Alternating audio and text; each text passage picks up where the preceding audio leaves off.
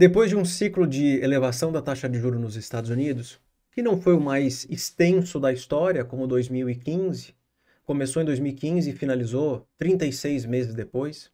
Também não foi o mais curto de todos, como 1988, em aproximadamente 12 meses do trabalho do Fed estava finalizado. Esse foi o ciclo mais intenso da história. Nunca antes o Fed subiu tanto o juro em tão pouco tempo. São mais de 525 basis points de elevações na taxa. Além de ter sido um ciclo intenso, já faz 12 meses que o Fed está mantendo o juro inalterado no patamar de 5,5 e chegou a hora de cortar. Pergunta que eu faço para vocês: como se beneficiar financeiramente do pivô do Fed? É sobre esse assunto que nós falaremos no vídeo de hoje.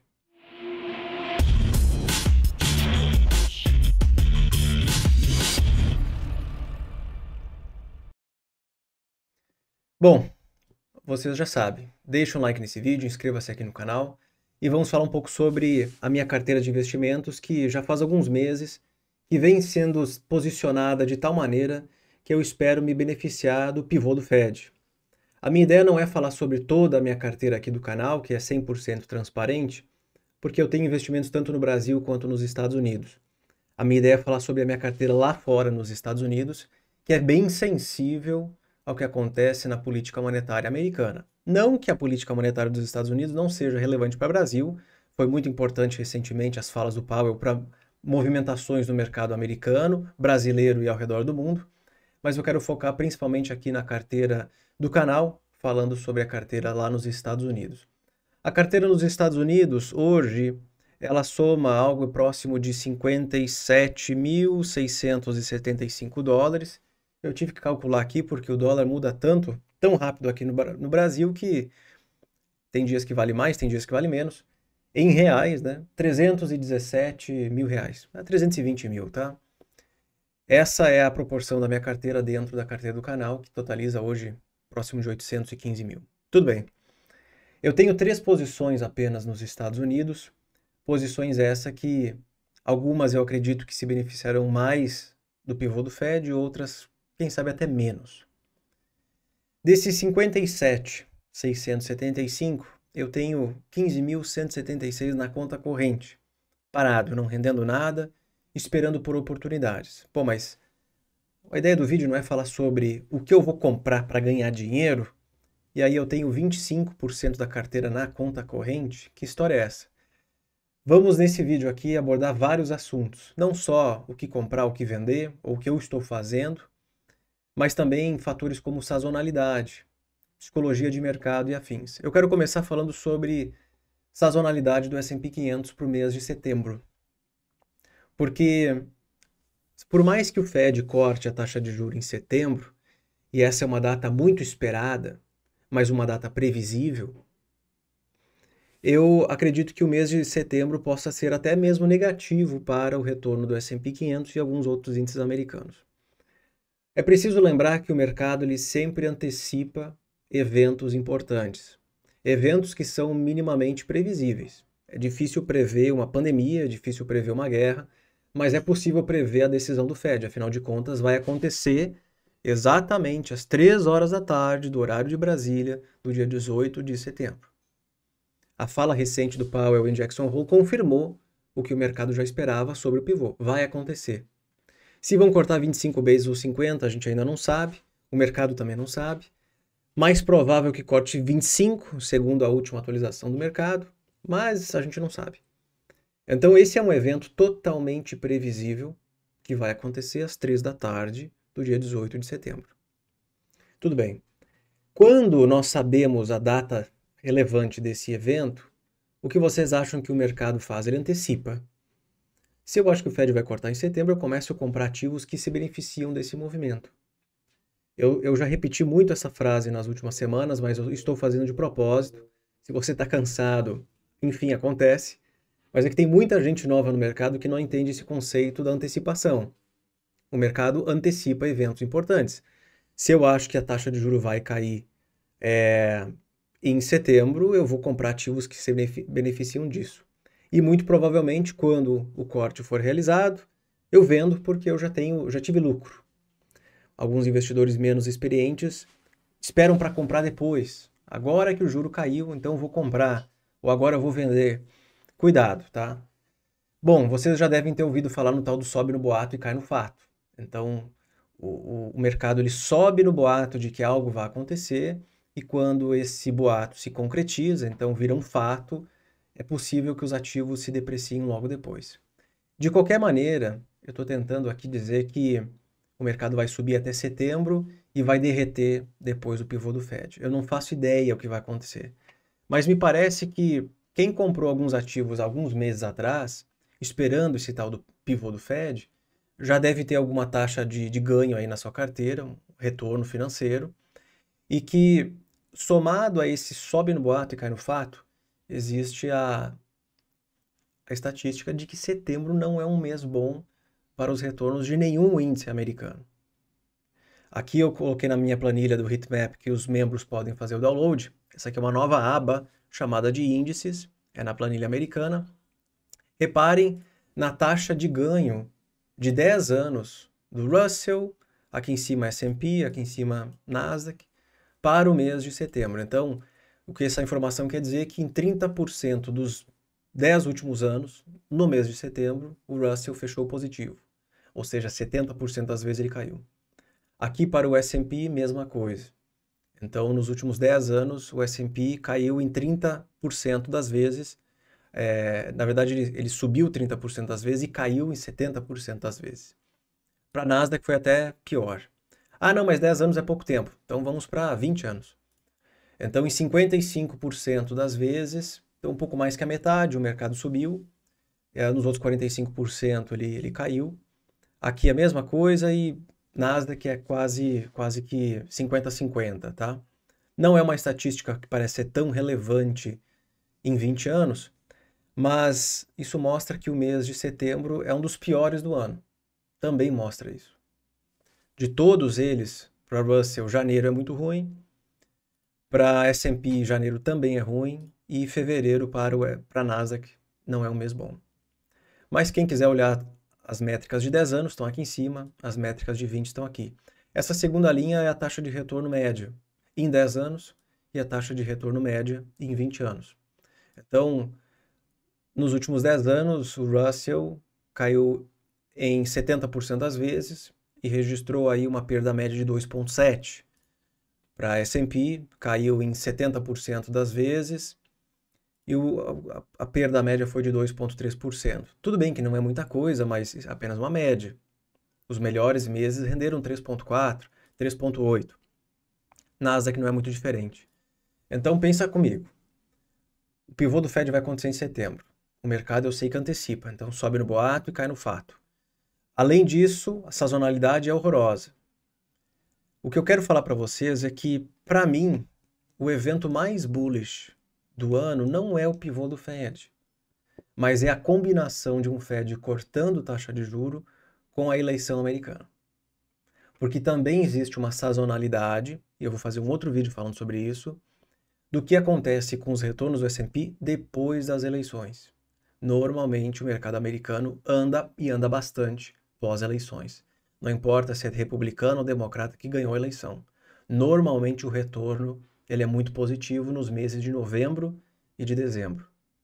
Aí pensa comigo, já existe aqui, nesse mesmo quadro, a prova de que, sazonalmente falando, os meses de novembro são muito bons para todos os mercados. Pega aqui Nasdaq, subiu em 90% das vezes nos últimos 10 anos. Nos últimos 20 anos subiu em 75% das vezes. É bastante coisa. Vamos lá de novo.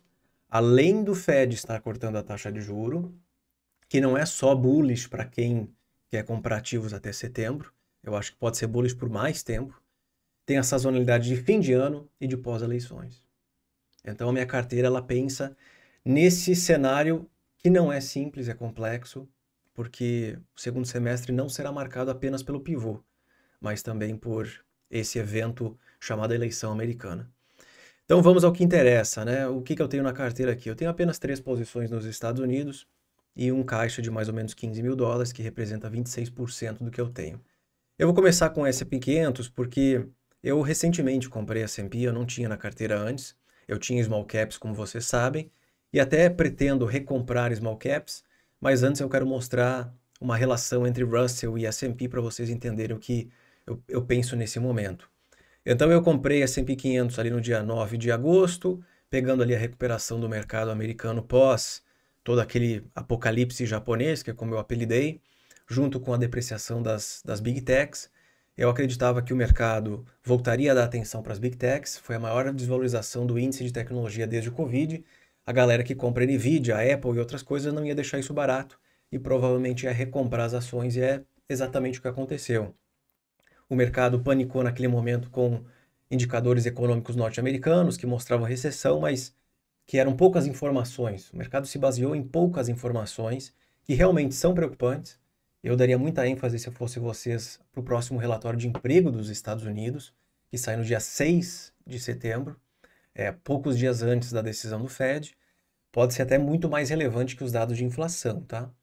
Então eu comprei metade da carteira americana em S&P, vendi metade dessa metade, ou seja, 25%, agora no dia 22, na quinta-feira passada, e por esse motivo eu tenho 15 mil dólares em caixa.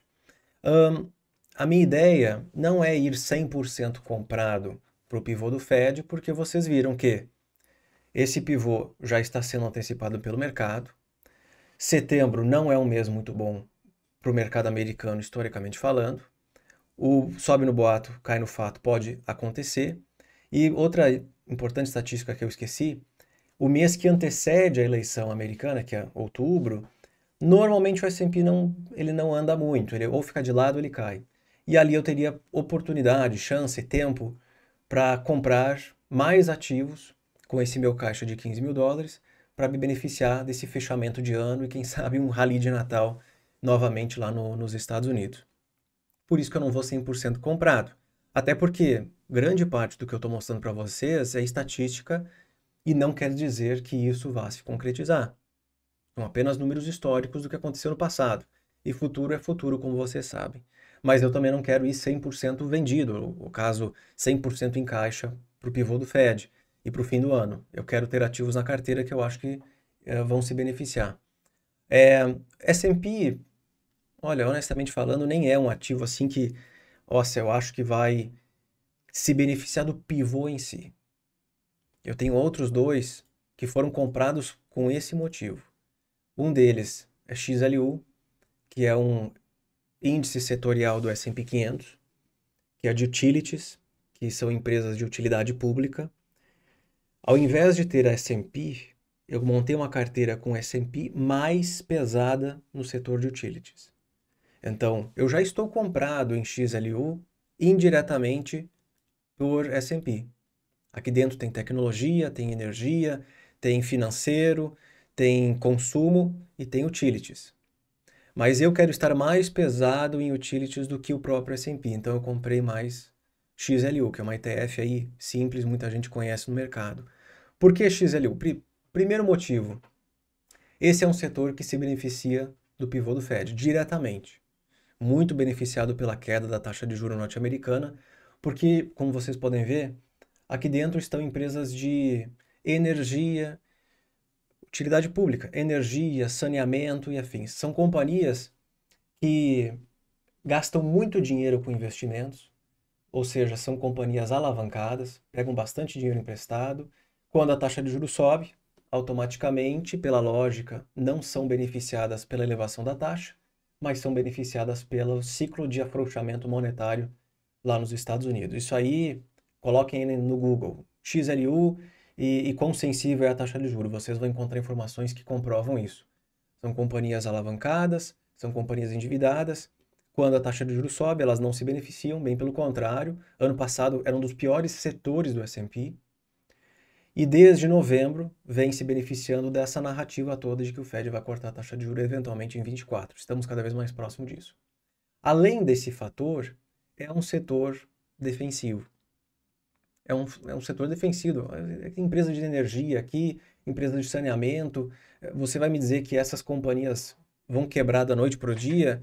Bem improvável que isso aconteça. Então, eu estou comprando um setor, estou aumentando a exposição ao setor, porque eu já tenho em S&P 500. Estou aumentando a exposição aqui, um setor que se beneficia da queda da taxa e que é defensivo. É bastante defensivo. Além disso, eu quero ter na carteira alguma exposição ao setor imobiliário americano. Eu gravei um vídeo recentemente mostrando que o setor imobiliário, ele vem mostrando alguns sinais de enfraquecimento de novo. Então vocês pegam ali vários indicadores imobiliários, o negócio está se arrastando. Só que esses são indicadores do passado. O mercado é forward-looking, ele olha para frente, para o futuro. E com o Fed cortando a taxa, é de se esperar que o setor imobiliário ele respire de alguma maneira, que ele reaja de alguma maneira, no caso positivamente. Então já faz alguns meses que eu comprei VIT para minha carteira. Esse aqui é um REIT, como se fosse um fundo imobiliário, né, aqui no Brasil. Eu comprei VIT pela primeira vez aqui em 15 de maio, recomprei mais ações no dia 24 de maio, comprei mais depois no dia 25 de julho, e aí eu decidi vender o dia antes do apocalipse japonês. Nunca imaginava que aquilo ia acontecer, aquele sell-off lá no Japão, a queda do mercado americano, não imaginava. Eu vendi antes, né? Foi na sexta-feira. Os dias foram passando, eu tentei reavaliar a tese. Será que o que aconteceu no Japão, os dados americanos, colocam em risco a tese de investimento em VIT? Não, não coloca, porque o Fed eventualmente cortará a taxa de juro. Esse aqui é um excelente ativo listado nos Estados Unidos, né? O maior administrador aí de hotéis e de entretenimento dos Estados Unidos, hotéis localizados principalmente em Las Vegas.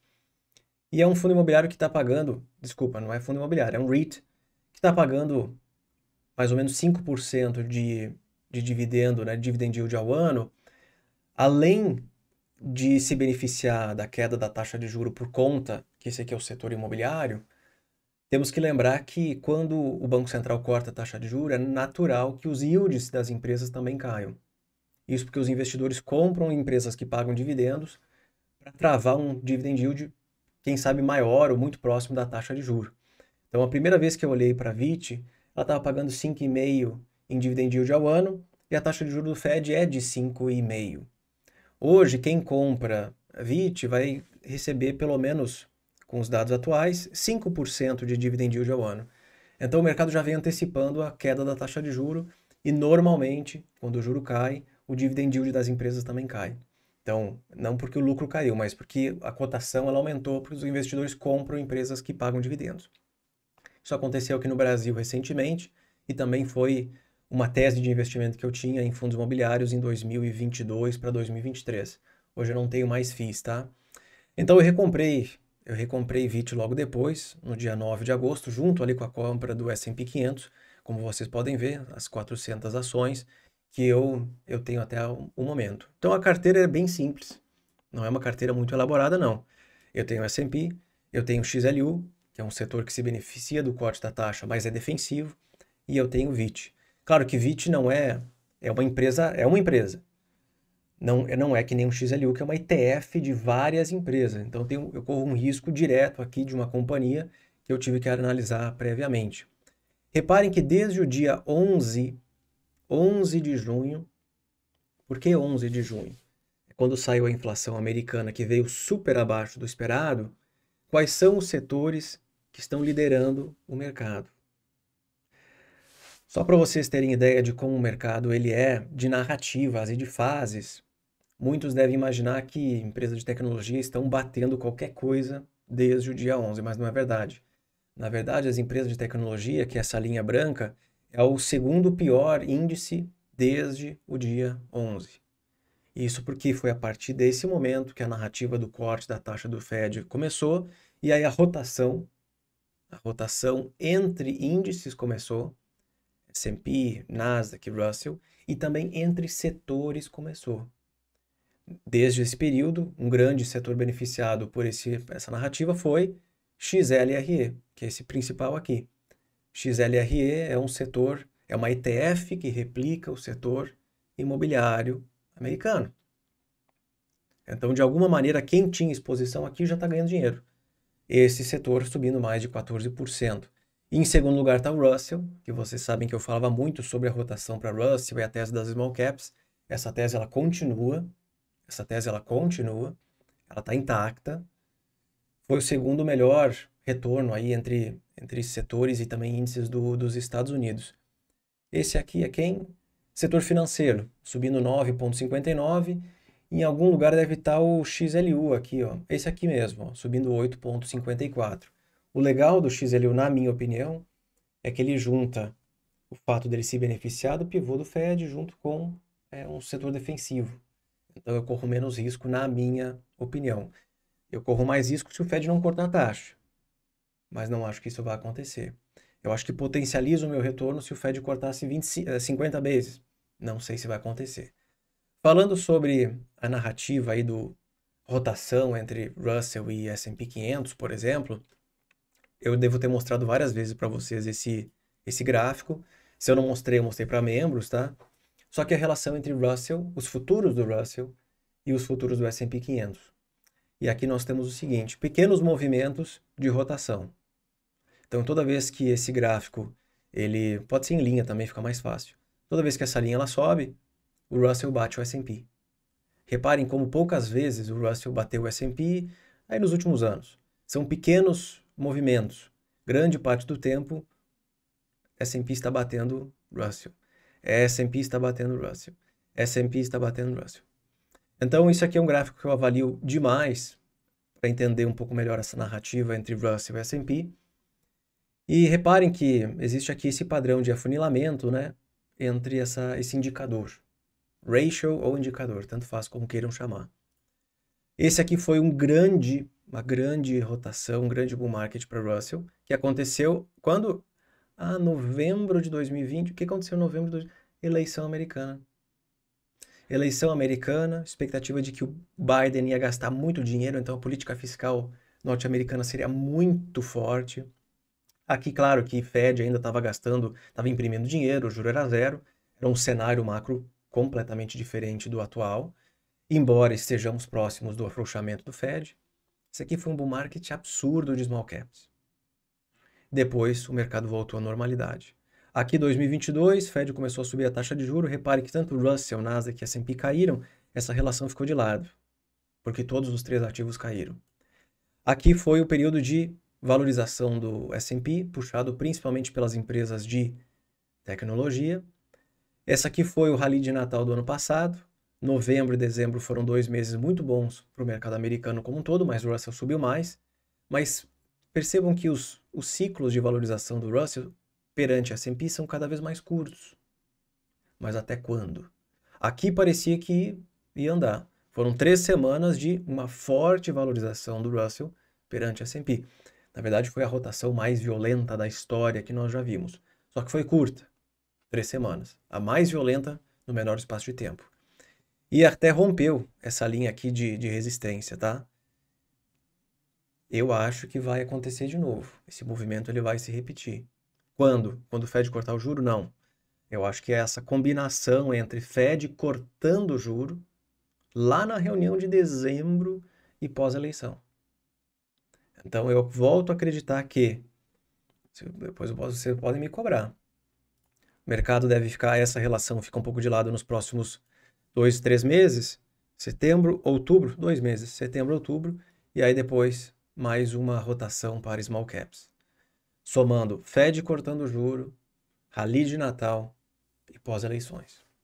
O que vocês acham? Poderia até vir aqui, ó, essa média de 200 no semanal, que é super importante, ela deve continuar por um tempo até aqui, ele deve chegar até aqui, ó. Isso daria um belo rally de valorização para o Russell. Mas então, Igor, por que já não compra Russell agora? Por quê? Eu posso esperar? Pensa comigo. Eu estou com 26% da minha carteira em conta corrente. Eu vou esperar o mercado sinalizar, eu quero esperar o mercado precificar aquilo que eu estou esperando. Eu tenho expectativas. Essas expectativas, elas podem se concretizar ou não. Então, ao invés de eu já ir comprando absolutamente tudo que eu citei nesse vídeo, eu tenho paciência para esperar.